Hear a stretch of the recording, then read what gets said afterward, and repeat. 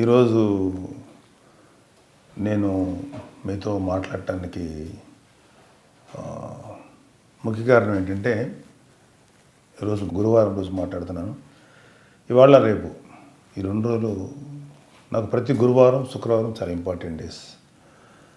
అందుకని మాట్లాడుతున్నాను. ఏంటంటే జబర్దస్త్ అనేటువంటి ఒక లాంగెస్ట్ జర్నీ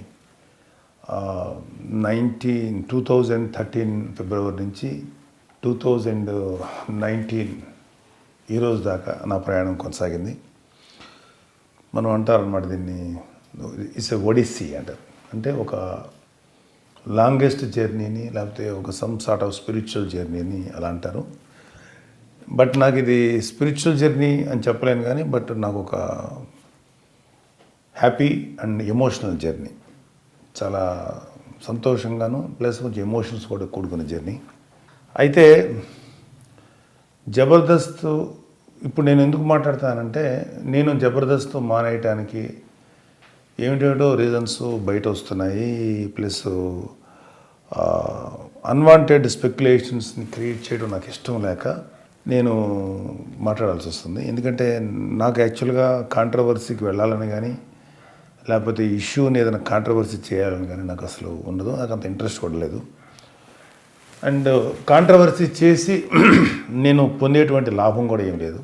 అయితే కొన్ని విషయాలు నేను మాట్లాడుకోవటంలో ఒక ఏంటంటే, it's a record for me and at the same time memory. ఎందుకంటే జబర్దస్త్ యొక్క దీని తరఫు పాయింట్ ఆఫ్ నుంచి నేను ఎప్పుడు ఎక్కడ మాట్లాడింది లేదు. ఏదైనా ఉంటే జబర్దస్త్ని సపోర్ట్ చేస్తూనే మాట్లాడాను తప్ప ఇప్పుడు జబర్దస్త్కి వ్యతిరేకంగా ఇప్పుడు మాట్లాడలేదు.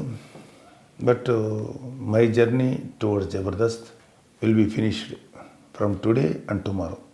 సో ఇది ఒక రకమైనటువంటి హ్యాపీ జర్నీ అని చెప్పొచ్చు, ఒక రకమైనటువంటి ఒక ఎమోషనల్ జర్నీ అని చెప్పొచ్చు. ఇక రేపు శుక్రవారం వచ్చే ఎపిసోడ్ తోటి నేను జబర్దస్త్లో కనిపించడం లేదు. అయితే ఒకటైతే నేను తెలుసుకోగలను, జబర్దస్త్లో నుంచి నాకు నేనుగా మానేసేటువంటి పరిస్థితి వస్తే నేను ఎప్పుడు అనుకోలేదు. బట్ ఒక ప్రోగ్రామ్ అయితేనేమి, ఒక జర్నీ అయితేనేమి, ఒక మనిషి ఏదైనా ఎక్కడో చోట ఎండ్ అవ్వాలి. సో ప్రోగ్రామ్ ఎండ్ కాకముందే నేను నా జర్నీని విత్ జబర్దస్త్ ఫినిష్ చేసుకోవాల్సి వచ్చింది, ఎండ్ చేయాల్సి వచ్చింది. అయితే నేను ఇప్పుడు చెప్పబోయే ఏ విషయం కూడా నేను కాంట్రవర్సీ క్రియేట్ చేయడం కానీ, ఎవరి మీద నేరాలు వేయడానికి కానీ నేను లేను. ఎందుకంటే ఏదన్నా నేను ఇప్పుడు మల్లెమాలతో కానీ ఆర్ఎల్స్ ఈటీవీలో వచ్చేటువంటి జబర్దస్త్ ప్రోగ్రామ్ మెయిన్గా మాకు ప్రొడ్యూసర్స్ ఆయన శ్యాంప్రసాద్ రెడ్డి గారు. అయితే నా జర్నీ నేను ఎవరిని తప్పు చేసి చూపించడం కానీ లేకపోతే రైట్ అని కాదు. ఇట్ ఈజ్ ఒక ఏమంటారు, ఒక ఐడియాలజికల్ డిఫరెన్సెస్, ఒక సైద్ధాంతిక విభేదాలు. అంటే సైద్ధాంతిక విభేదాలు అన్నమాట పెద్ద మాట వాడక్కర్లేదు. కాకపోతే అట్లీస్ట్ ఒక చిన్న ఐడియాలజికల్, అంటే ఐడియాలజీ అంటే ప్రతి దాంట్లో ఒక ఐడియాలజీస్ ఉంటాయి కాబట్టి ఇది బిజినెస్కి సంబంధించిన ఒక ఐడియాలజికల్ డిఫరెన్సెస్ బయటకు వచ్చాం. సో నేను నా జర్నీ ఈరోజుతో ఎండ్ కాబోతుంది అండ్ రేపటితో ఎండ్ కాబోతుంది. నేను ఫస్ట్ శ్యాంప్రసాద్ రెడ్డి గారికి అండ్ ఈటీవీ వారికి నేను థ్యాంక్స్ చెప్పుకోవాలి. ఎందుకంటే 7.5 సంవత్సరాల పైన జర్నీ చేయటం అంటే అది సామాన్యమైన విషయం కాదు. ఒక రకంగా చెప్పాలంటే ఇది ఒక రికార్డ్ చేసిన, ఒక రికార్డు క్రియేట్ చేయని విషయం, ఒక రికార్డు అనగా చెప్పుకోవాలి. అండ్ నాకు ఇవాళ జబర్దస్త్లోంచి ఎందుకు బయటకు వచ్చాను, ఏ కారణంతో బయటకు వచ్చాను, అవన్నీ నేను స్లోగా చెప్తాను నాకున్నటువంటి ట్రావెల్లో. అయితే ఫస్ట్ ఆఫ్ ఆల్ నేను థ్యాంక్స్ చెప్పాల్సిన శ్యామ్కి. ఎందుకంటే జబర్దస్త్ చేసేటప్పటికి నేను ఒక రకమైనటువంటి క్రైసిస్లోనే ఉన్నాను, ఎకనామికల్ క్రైసిస్లో. But I have my own resources. But in spite of that నాకు జబర్దస్త్లో నాకు నా జర్నీకి, నా పరిస్థితికి, నాకున్న సిచ్యువేషన్ చాలా హెల్ప్ అయింది జబర్దస్త్ ఆ రోజు.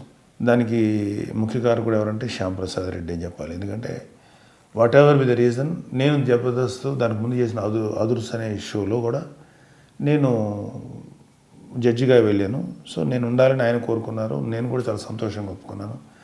కామెడీ అంటే నాకు చాలా పిచ్చి, నాకు చాలా ఇష్టం. నేను ఎక్కడో ఒకసారి ఇది కూడా ఇచ్చాను, నన్ను నవ్వించేవాళ్ళంటే నాకు చాలా ఇష్టం. ప్రపంచంలో ఎవరైనా అంతే. మనల్ని నవ్వించే వాళ్ళని మనం ఇష్టపడతాం. మనల్ని ఏడిపించే వాళ్ళన్నా, మనల్ని హింస పెట్టేవాళ్ళన్నా, మనల్ని ఏదన్నా ఏదో రకంగా బాధ పెట్టేవాళ్ళన్నా మనం దూరంగా ఉంటాం. నాకు జబర్దస్త్ని నన్ను నవ్వించే ప్రోగ్రాం కాబట్టి, నాకు చాలా ఇష్టమైన ప్రోగ్రాం కాబట్టి, నవ్వించడం అనేది, నమ్మటం అనేది. సో నేను దాంట్లో ఈ జబర్దస్త్లో చేయడానికి నాకు మంచి అవకాశం ఇచ్చారు. బట్ ఏదైనా ఎప్పుడు ఎలాంటి ఒపీనియన్ రేపు రాబోయే విషయాలు ఏం చెప్పినా చెప్పబోయినా ఒకటి మాత్రం పక్కా. అండ్ నేను శ్యామ్ ప్రసాద్ రెడ్డి గారికి నా మనస్ఫూర్తిగా థ్యాంక్స్ చెప్తున్నాను. అండ్ ఈటీవీ కూడా నా హృదయపూర్వకమైన మనస్ఫూర్తి అయినటువంటి థ్యాంక్స్ ఇంతకాలం నేను కొనసాగినందుకు. అయితే నేను ఇవాళ జబర్దస్త్ నుంచి బయట రావడానికి ప్యూర్ రీజన్స్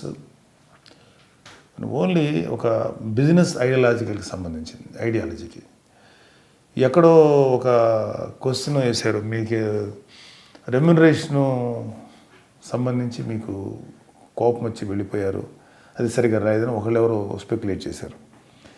100% నాకు remuneration is not a criteria. నాకు ఇవ్వలేదని చెప్తలేదు, మంచి రెమ్యునరేషన్ ఇచ్చారు, కానీ నా స్థాయికి తగిన రెమ్యునరేషన్ కాదని నాకు తెలుసు. కానీ అది నాకు అసలు ఇష్యూయే కాదు. అంటే నేను ఎందుకు చెప్పాల్సి వచ్చిందంటే, నాకు రెమ్యునరేషన్ సరిగ్గా ఇవ్వకపోవటం వల్ల నేను మానేసాను అనేది తప్పని చెప్పడానికి ఈ మాట చెప్పాల్సి వచ్చింది. నా రెమ్యునరేషన్ అనేది ఎప్పటికీ ఒక ప్రామాణికం కాదు జబర్దస్త్లో నేను బయటకు రావడానికి. అలాగే జబర్దస్త్లో నేను ఉండడానికి కూడా ఆ రెమ్యునరేషన్ ఒక ప్రామాణికం కాదు. జబర్దస్త్కి వెళ్ళినప్పుడల్లా నేను ఒక హ్యాపీనెస్, సంతోషాన్ని ఎంజాయ్ చేసి పొందేవాడిని. ఒక మంచి హాలిడే ట్రిప్కి వెళ్తే ఎలా ఉంటుందో అలాగే ఉండేవాడిని. ఈ ట్రావెల్లో శ్యామ్ ప్రసాద్ రెడ్డి గారు నాకు ఎంత ఉపయోగపడ్డారు. డెఫినెట్గా నేను కూడా జబర్దస్త్కి నా వంతుగా నేను అంతే ఉపయోగపడ్డారని చెప్పగలను. సో ఎలాగా జరిగింది, ఎలా స్టార్ట్ అయింది ఈ జర్నీ అనేది ఓవర్ ది టైం నేను మీకు చెప్పుకుంటూ వస్తాను.